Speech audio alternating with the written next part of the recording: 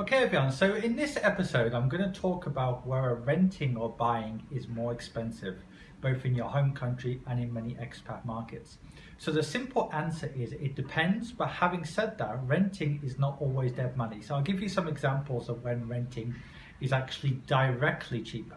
So I have one or two clients in Shanghai who are paying $3,000 or $4,000 a month for their apartments, but getting the same apartment on mortgage would cost double that. Yes, double that. Now, I know China is an extreme example, right? Because everybody wants to buy, or almost everyone, and very few people want to rent, which means renting in China is very cheap compared to buying.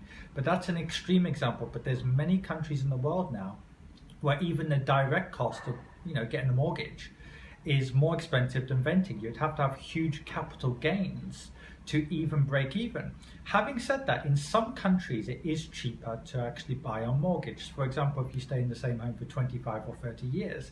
However, bear in mind, many entrepreneurs, including Mark Cuban, including Gary Vaynerchuk and others, have said they don't think people should buy before, say, 40 or so, because remember, if you buy on mortgage, if you move, not only will it increase cost, but it will stop you doing things. For example, did you know that if you got a pay rise, just a $5,000 pay rise in another city, and you reinvested that money in markets, that would be worth about $1 million over 30 years if you invest it correctly. So what I'm saying is there's a lot of indirect costs of buying, including the opportunity cost, including the opportunity to, or missed opportunity, shall I say, to make more money.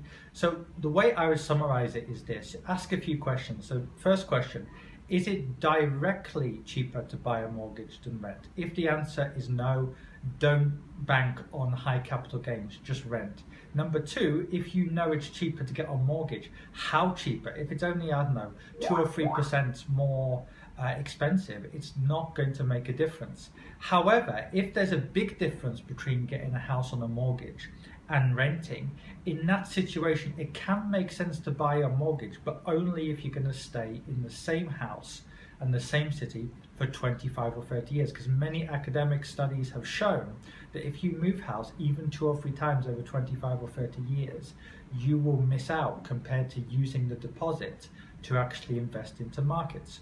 Okay everyone, hope that's useful, and make any comments if you have any questions for me.